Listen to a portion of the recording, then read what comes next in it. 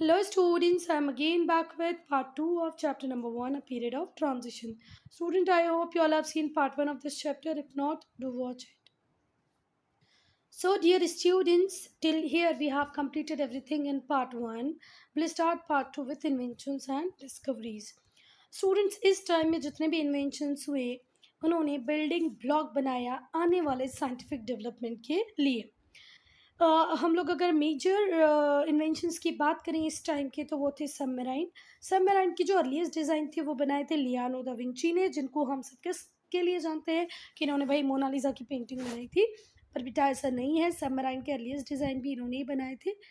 पर सबमराइन्स को successfully develop किया था 1624 में। किसने? कॉर्नेलियस वैन डिब्रेल ने।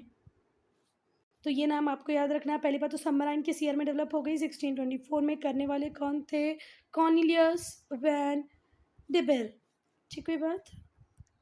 ये अर्लीस्ट डिज़ाइन है सबमराइन का, जो बनाया था किसने? लियानो दा विंची ने। उसके बाद आई मैकेनिकल क्लॉक। जो अर्लीस्ट डिज़ाइन थे मैकेनिकल क्लॉक के, वो इनकॉर्पोरेट किए गए। इनकॉर्पोरेटेड अ ड्रम, उसमें क्या थी? ड्रम। ठीक है बात। जो अर्लीस्ट डिज़ाइन थे मैकेनिकल क्लॉक के, incorporated a drum which contained a mercury driven by means of weight, जिसमें थी मरकरी जो चलती थी किससे? वेट से। ठीक है बात। Measuring days time in 24 hour cycle. ये 12 आवर साइकिल में नहीं चलता था बेटा, 24 आवर साइकिल में चलता था। ठीक है। जब मैकेनिकल क्लॉक आ गई तो हम किस में टाइम मेजर करने लगे? 24 आवर क्लॉक में। सो आज हम जो 13, 14, 15 इसमें अगर हम टाइम को कैलकुलेट कर पा रहे हैं तो वो सिर्फ किसकी वजह से? मैकेनिकल क्लॉक की वजह से। प्रिंटिंग प्रेस बहुत इंपॉर्टेंट इन्वेंशन, जिसने लिटरेसी रेट को बढ़ाया, लोगों के सोचने की शक्ति को बढ़ाया, डिबेट डिस्कशन के लिए फॉरम दिया, वो है प्रिंटिंग प्रेस। इन्वेंट हुई कहाँ पर? जर्मनी में। कब हुई? 1440 में। करने वाले कौन थे? Johann Gutenberg. फिर से प्रिंटिंग प्रेस किसने डेवलप की? Johann Gutenberg. कब? 1440 में। ठीक है बात। He made use of movable type of letter of printing. इन्होंने मूवेबल टाइप ऑफ लेटर्स की प्रिंटिंग को, मूवेबल टाइप ऑफ लेटर का यूज़ किया काय के लिए? प्रिंटिंग के लिए। ठीक हुई बात। तो यहाँ पे जोहान गुटेनबर्ग का कंट्रीब्यूशन भी बहुत इंपॉर्टेंट है जब हम बात करते हैं प्रिंटिंग प्रेस की। कहाँ पर बनाई? जर्मनी में बनाई। कब बनाई? 1440 में। फिर आए आई ग्लासेस, जिनके बिना मेरा जीवन तो शायद अधूरा ही हो जाता, क्योंकि मुझे बढ़िया हैवी नंबर के चश्मे हैं। ठीक हुई बात। और मुझे क्या, हमारी 25% जो पॉपुलेशन वो क्या ही लगा रही है बच्चा? ग्लासेस लगा रही है ना। हो सकता है इससे ज़्यादा भी लगा रही हूँ।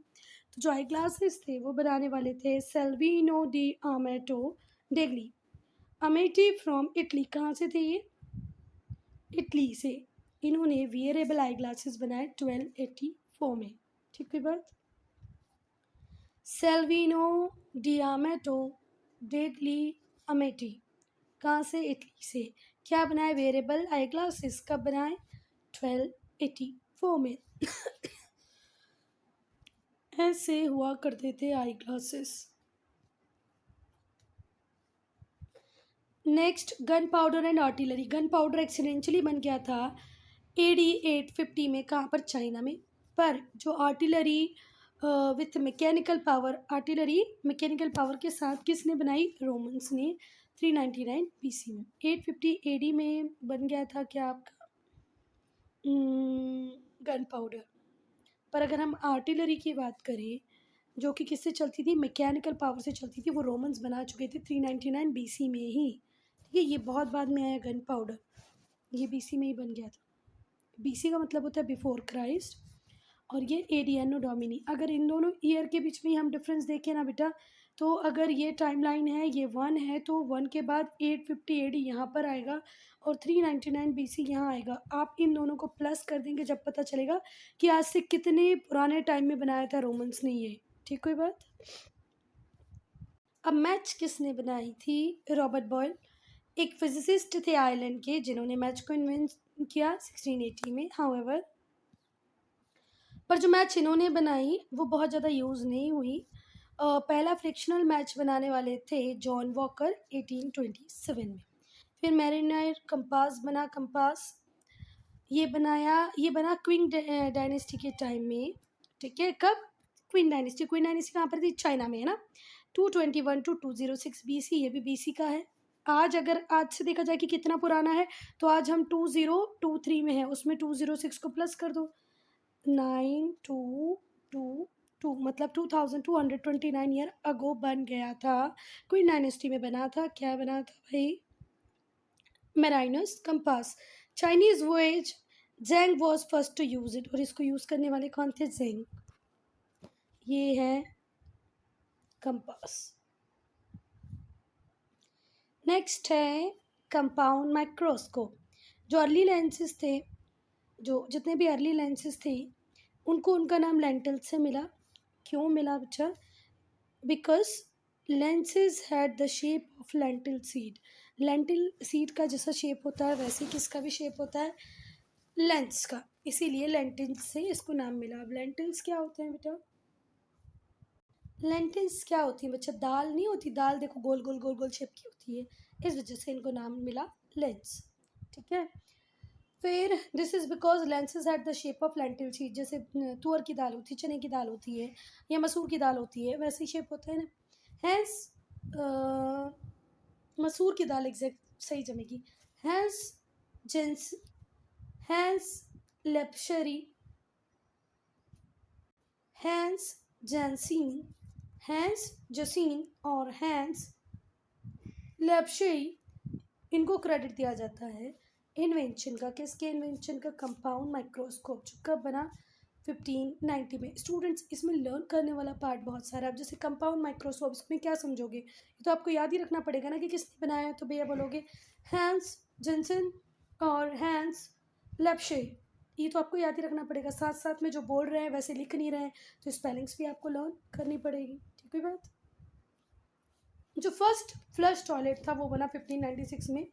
उसको बनाने वाले थे जॉन हैरिंगटन।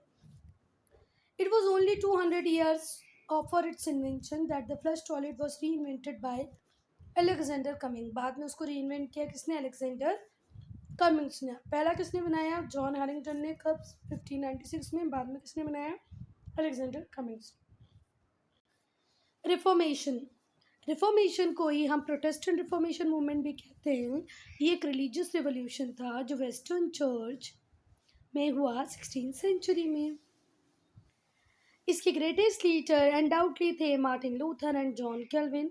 रिफॉर्मेशन बेस बना किसका? प्रोटेस्टेंटिज्म का, one of the 3 major branch of Christianity. ठीक है बात।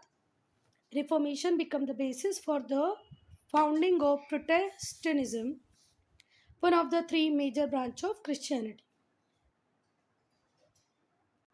देखो, अगर हम बात करें बेटा सेंचुरी से जो चर्च थे, particularly in the office of papacy, वो डीपली इन्वॉल्व थे political life of Western Europe. Western Europe में अगर राजा बनेगा, रानी बनेगी, मतलब इन सब किस तरीके से कंट्री को रन करेंगे, इस पे चर्च का बहुत इफेक्ट था। चर्च ने बहुत सारा पैसा और बहुत सारी पावर एक्यूमुलेट कर रखी थी अपने पास। ये लोग टैक्स चार्ज करते थे। ठीक हुई बात। चर्च के पास बहुत सारा पावर था, बहुत सारा वेल्थ था, बहुत सारा पैसा था। ठीक है बात। इससे क्या हुआ? It contributed to the bankruptcy of church as a spiritual force. और जो स्पिरिचुअल फोर्स जिसके लिए चर्च जाने जाते थे, वो तो कहीं बैंक्रप्ट ही हो गया। मतलब पैसा है, पैसे मनी, मॉनेटरी बैंक्रप्सी नहीं है ये। बैंक्रप्सी कौन सी? स्पिरिचुअल। ठीक है, मतलब अब वो स्पिरिचुअल चीज़ों पे ध्यान नहीं दे रहे हैं, मॉरल एथिकल चीज़ों पे उनका ध्यान नहीं है, सिर्फ पावर और एक्यूमुलेशन पे है। अब अब्यूजेस जैसे कि सेल ऑफ इंटेलिजेंसेस और स्पिरिचुअल प्रिविलेजेस, ये लोग स्पिरिचुअल प्रिविलेजेस को सेल करने लगे, इंटेलिजेंसेस को सेल करने लगे। कौन करती बेटा? Clergy. And other charges of corruption, और करप्शन के चार्जेस भी लगने लगे। इस वजह से जो चर्च थे उनकी स्पिरिचुअल अथॉरिटी धीरे धीरे करके कम हो गई। ठीक है। लेटर ऑफ इंटेलिजेंस क्या होते हैं? सपोज करो मुझसे कुछ सिन हुआ है, कोई पाप हुआ, मैंने बोला सर मैंने मर्डर कर दिया। चर्च के पास गए, चर्च कहते हैं चलो कोई बात नहीं, give this much money to us, will give you letter of intelligence. ठीक है, और फिर तुम सिन फ्री हो जाओगे। तो इस तरीके के काम करने लगे थे church. Martin Luther a Pasteur and professor, professor थे भाई, ये बहुत एजुकेटेड थे। कहाँ पर? विटेनबर्ग। इन्होंने अटैक किया इंडल्जेंस के सिस्टम पे। इन्होंने इंसिस्ट किया कि जो पोप है उसको क्या अथॉरिटी है ओवर परगेटरी। और मार्टिन लूथर ने ये भी कहा कि पोप को कोई अथॉरिटी है ही नहीं कि वो किसी का शुद्धिकरण करे, किसी को पापों से मुक्त करे। ऐसा कुछ भी मैसेजेस में है ही नहीं, कोई फाउंडेशन ही नहीं है इनका गॉस्पेल में। जो रिफॉर्मर्स थे उन्हें प्रोटेस्टेंट कहा गया, जिन्होंने पपल अथॉरिटी को क्वेश्चन किया, कैथोलिक चर्च की को चैलेंज किया। ठीक है, and question the Catholic church ability to define Christian practice. और ये भी पूछा कि भाई ये चर्च कौन होते हैं, कैथोलिक चर्च कौन है जो क्रिश्चियन में कौन सी प्रैक्टिसेस होंगी उसको डिफाइन करेंगे। और फिर इससे वॉर्स स्टार्ट हो गए, परसिक्यूशन स्टार्ट हो गया क्रिश्चियनिटी में। जो हिस्टोरियन थे usually date and start Protestant movement, Protestant reformation movement in 1517। कब से? जब से 95 थीसिस पब्लिश हुई थी। 95 थीसिस किसने पब्लिश कराई थी बेटा? मार्टिन लूथर में। जो कैथोलिक चर्च थी वो slow to respond this reform, और फिर कैथोलिक चर्च ने स्लोली रिस्पॉन्ड किया पर ये बेटा 95 थीसिस है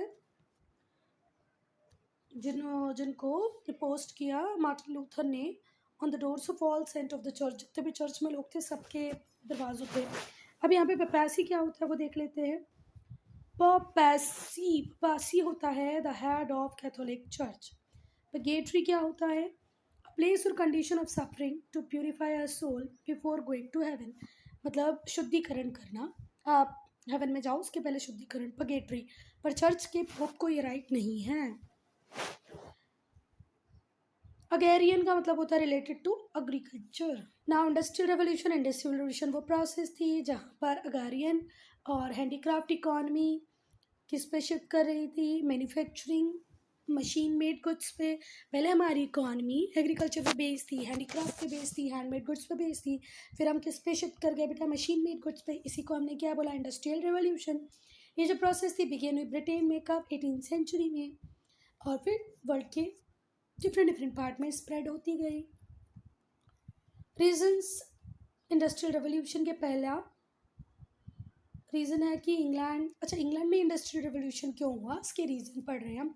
इंग्लैंड एक बहुत बड़ी और पावरफुल कंट्री था, was large and powerful country that control many colonies. बहुत सारी कॉलोनीज को कंट्रोल करा था, इसलिए हम इसको लार्ज बोल रहे हैं। नहीं तो लार्ज में तो कनाडा, यूएसए, इंडिया आएगा। पर बेटा क्यों लार्ज है? क्योंकि इसके पास बहुत सारी कॉलोनीज थी। इंग्लैंड में अबेंडेंट नेचुरल रिसोर्सेज थे, कोल और आयरन जो इंडस्ट्रियल रेवोल्यूशन का बेस है वो वहाँ पर अवेलेबल थे। इनकी जो कॉलोनीज़ थी उनमें रॉ मटेरियल जैसे हमारे इंडिया से ये कॉटन, जूट, इंडिगो सब प्रोड्यूस करा लेते थे। ठीक है, तो उनके पास रॉ मटेरियल भी था, लोग थे, नए आइडियाज़ थे, इन्वेंशंस थे जो फैक्ट्री सिस्टम को सपोर्ट कर रहे थे। अच्छा, दूसरी बात गवर्नमेंट भी स्टेबल थी, वेल्दी और सपोर्टेड थी बिजनेस ग्रोथ को।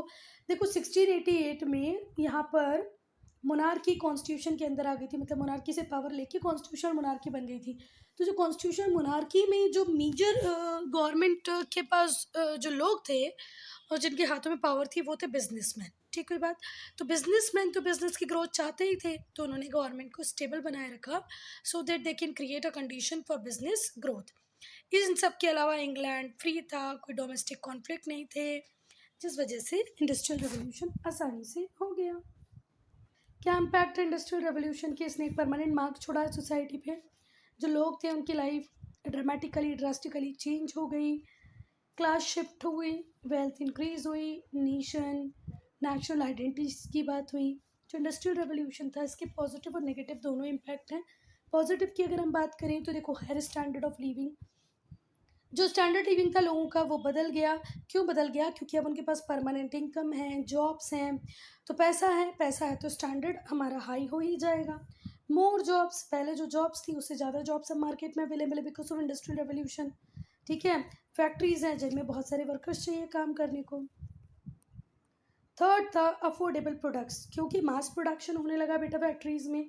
ठीक है, तो चीज़ें लेस एक्सपेंसिव हो गई और ज़्यादा अफोर्डेबल हो गई, सब लोग उसको खरीद सकते हैं। Development of cities, what once was a small city, पहले जो छोटी छोटी सिटीज़ थी अब वो डेवलप होकर बहुत बड़ी बड़ी सिटीज़ बन रही है जहाँ पर बहुत सारे न्यूमरस रेसिडेंट रहते हैं।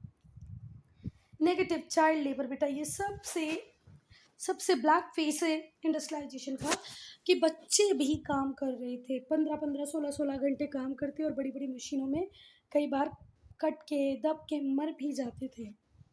चाइल्ड लेबर, फैक्ट्री ओनर होते थे वो अनस्किल्ड चिल्ड्रन को फैक्ट्रीज में काम करने लगा देते थे मिनिमम वेजेस में, so that they can maximise their profit, अपने प्रॉफिट को बढ़ाने के लिए कि कम से कम दामों में जो लोग काम करने को तैयार हो जाए उनको काम कर दे देते थे, और उनमें मेन कौन थे? बच्चे।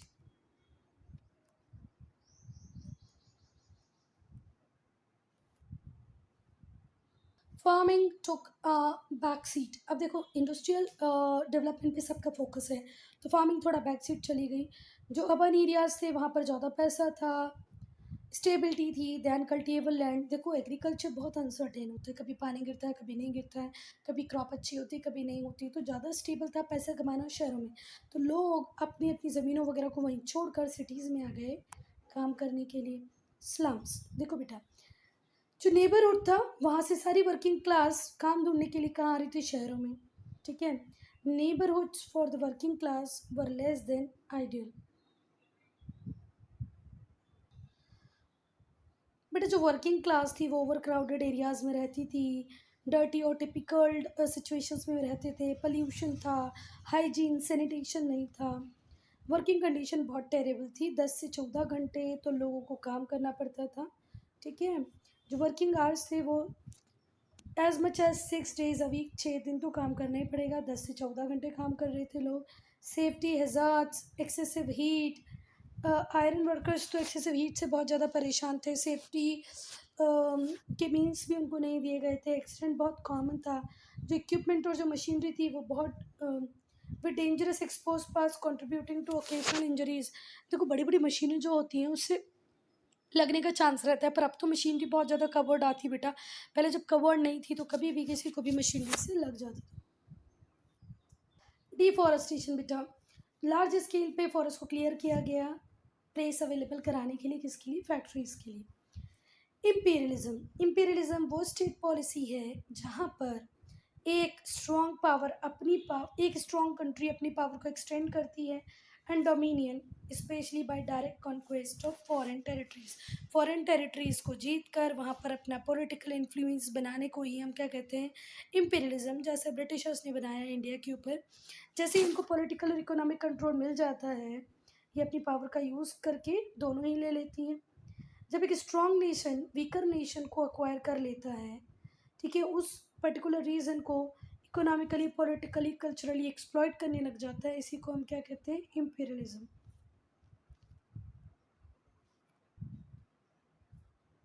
अगर हम कॉजेज़ की बात करें कि इम्पेरियलिज्म की क्या कॉजेज़ हैं, तो इंडस्ट्रियल रेवोल्यूशन के बाद ये बहुत कॉमन प्रैक्टिस हो गई यूरोपियन नेशंस के लिए कि नए नए जगह ढूंढने लगे रॉ मटेरियल लाने के लिए, ठीक है। मार्केट, देखो रॉ मटेरियल से फिनिश गुड बनेगा, उसको बेचेंगे कहाँ? तो फिनिश गुड को बेचने के लिए मार्केट, रॉ मटेरियल दोनों खरीदने के लिए इन्हें नए जगहों की तलाश थी। बहुत सारे यूरोपियंस को ये बिलीव था कि उनकी सोसाइटी इतनी ज़्यादा सक्सेसफुल है क्यों? क्योंकि उनका कल्चर अच्छा है, तो इनकी रिस्पॉन्सिबिलिटी है कि ये उठें जाएँ पूरी दुनिया में कॉलोनी बनाएं और लोगों के कल्चर को इम्प्रूव करें। स्पेशली किसकी रिस्पॉन्सिबिलिटी इन्होंने ले ली?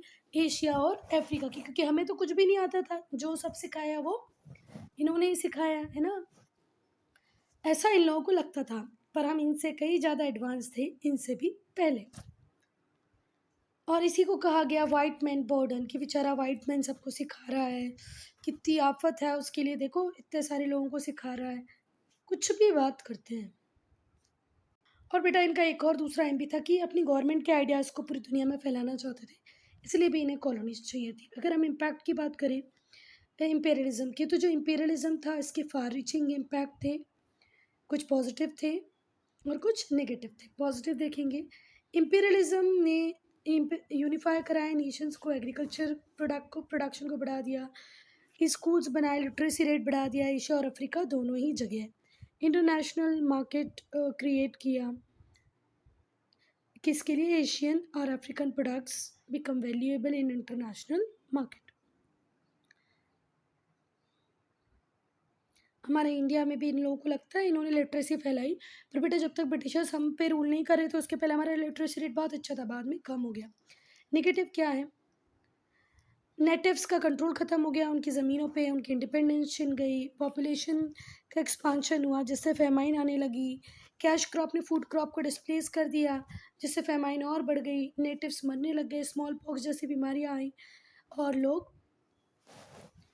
मरने लग गए, और कुछ रिबेलियंस बने तो वो लोग भी मरे। Student, I'm ending this video here. Only if you made it out any problem to write in comment section.